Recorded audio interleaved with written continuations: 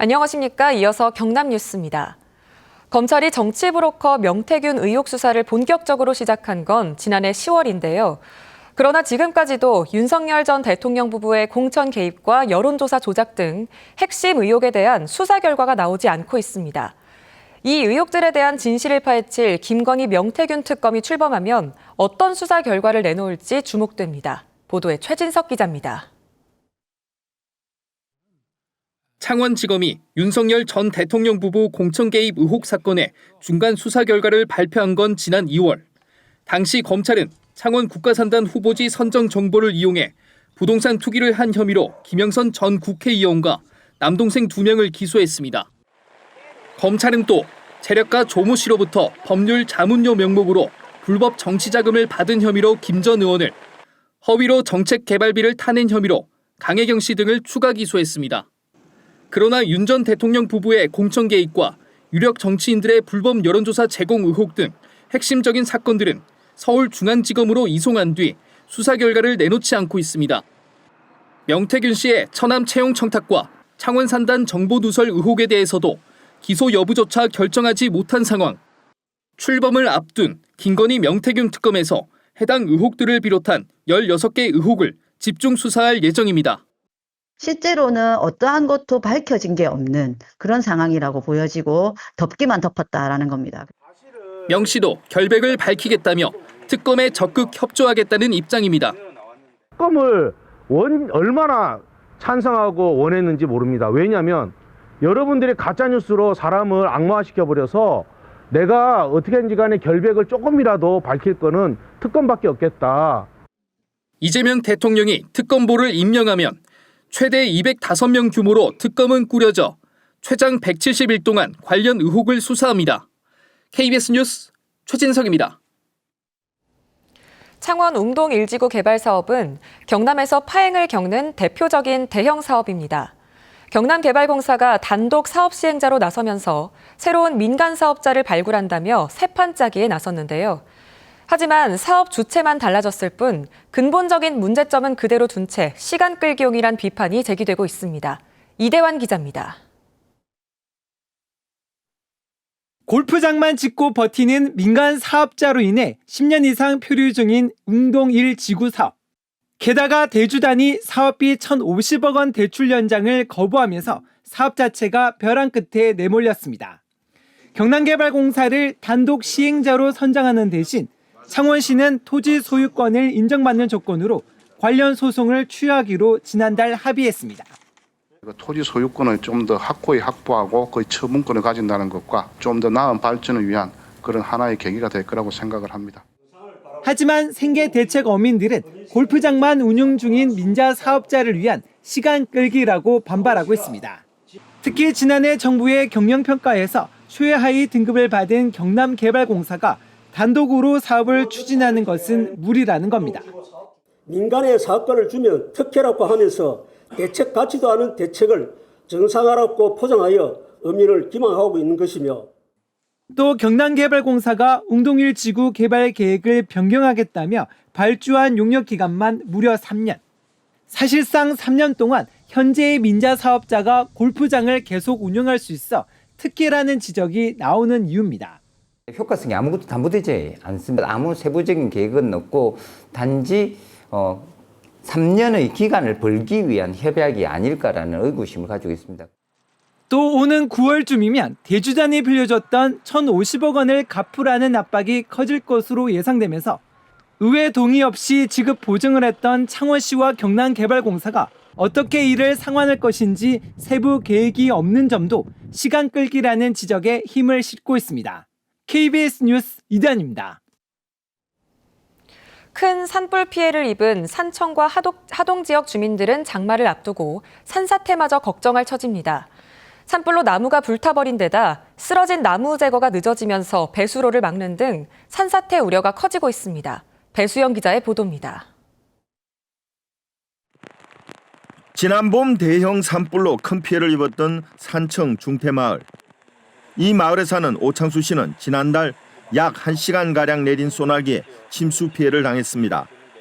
산불 피해 나무와 흙더미가 개울의 떠내려와 흐름을 막으면서 범람한 개울물이 집으로 들이닥친 겁니다. 대나무 가지들, 그다음에 그 일반 나무 구루터기들, 탄 구루터기들이 많이 내려와가지고 이 배수가 제대로 안 돼서. 불안한 주민들은 개울에 쌓이는 낙엽과 흙더미를 직접 치우며 또 닥칠지 모를 피해에 대비합니다. 돌이 많이 들어와서 혼났대요. 그래서 저희 하루 피신 갔었거든요. 그래서 오늘 제가 여기를 치우면 저 아래에 있는 가정들이 어렵지 않을까 싶어서요. 취재진이 현장을 둘러보니 계곡 곳곳에는 죽은 나무들이 물 흐름을 막고 있습니다. 산 등성이엔 금깨 탄 나무가 그대로 방치되어 있습니다. 장마철에 접어들었지만 산불 피해목 제거 작업이 아직 끝나지 않아 토사 유출로 인해 산사태가 발생하지 않을까 주민들은 걱정하고 있습니다. 산불 피해를 입은 나무를 장마 전에 모두 제거해야 하지만 가파른 경사 때문에 속도를 내지 못한 탓입니다. 일일이 안 오르니까 좀 위험하고. 좀 늦어질 가능성이 있네요. 네, 장마 전까지 끝냈어야 되는데. 불탄 나무가 빗물을 저장하지 못해 산불 발생 지역의 산사태 비율은 일반 산림보다 200배, 토사 유출량도 서너 배 높습니다. 산불 피해 상처가 아물기도 전에 산사태 걱정까지 주민들의 실험은 더욱 깊어지고 있습니다. KBS 뉴스 배수영입니다. 지난 3월 막대한 피해를 낸 경남 산청 하동 산불의 원인이 예초기 작업 도중 튄 불티인 걸로 확인됐습니다. 경찰은 당시 제초 작업을 했던 70대 농장주를 산림보호법 위반 혐의로 불구속 송치했습니다. 보도에 이형관 기자입니다. 산림 3,300여 헥타르를 태우고 14명의 사상자를 낸 산청 하동 산불. 열흘 동안 이어진 산불은 수많은 이들의 삶의 터전을 잿더미로 만들었습니다. 30살이구나. 온산이 불과했겠다. 쉬다가 이제 작업을 준비하고 일어서는 순간에 이 불로 발견한 거죠. 석 달 가까이 수사해온 경찰은 예초기 작업 과정에서 튄 불티가 마른 풀에 옮겨 붙으면서 불길이 번졌다고 밝혔습니다. 당시 제초 작업을 하던 70대 농장주는 과실로 산불을 낸 혐의로 검찰에 불구속 송치됐습니다. 이 농장주는 불이 난 뒤에도 조기 진화에 적극 대응하지 않았던 것으로 나타났습니다. 소방, 국립과학수사연구원 합동감시, 압수수색, 관련자 진술 등을 종합해서 사고 원인을 확인했습니다.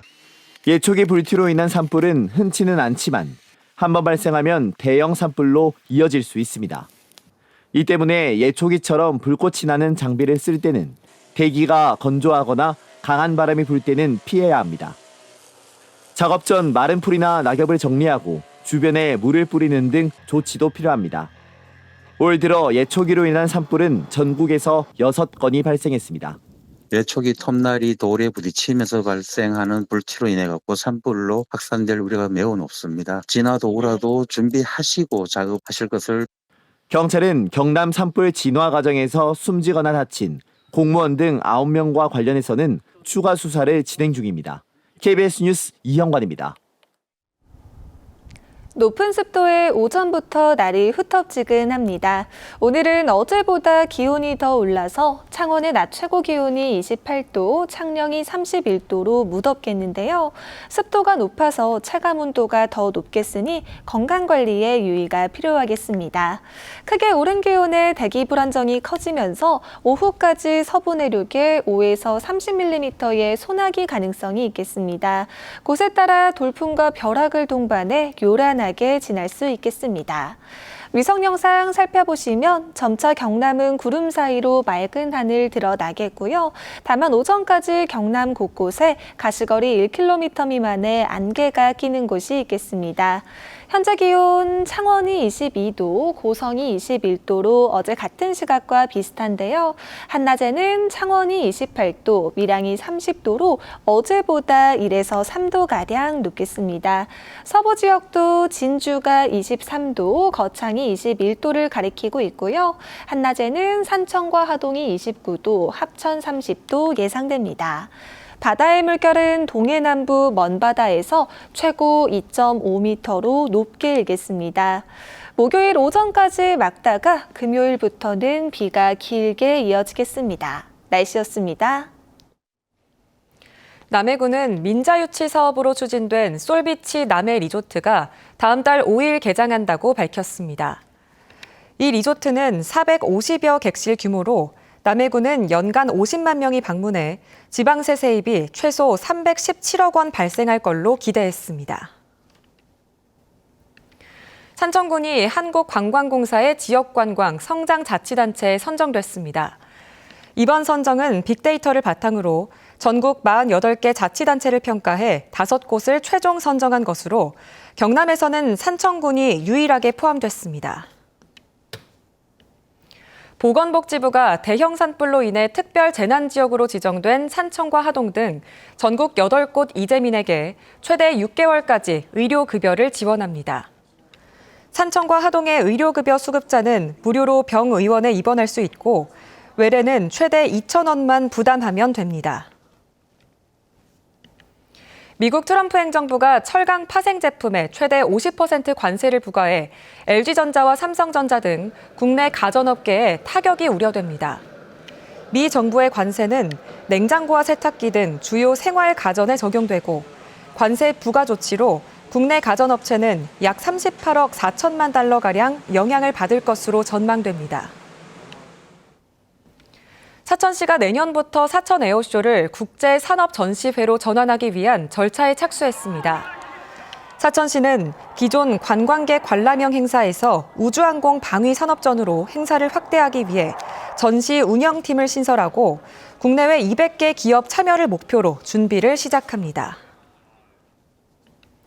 더불어민주당 경남도당은 논평을 통해 비상계엄과 내란을 옹호, 찬양한 시의원들이 대한민국 민주주의 전당 운영자문위원회 이름을 올리는 것은 부적절하다며 선임 철회와 창원시의 사과를 촉구했습니다.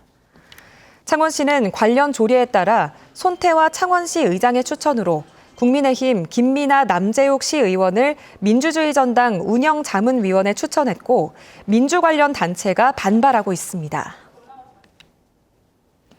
하나오션 하청 노동자의 고공농성이 90일째 이어지고 있는 가운데 노사가 단체 교섭 타결에 난항을 겪고 있습니다.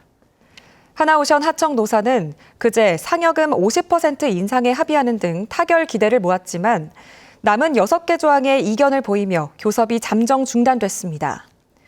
2022년 하청 노동자 파업 이후 노동자 5명을 상대로 제기된 470억 원 규모의 손해배상 청구 소송이 취하될 전망도 장담할 수 없게 됐습니다.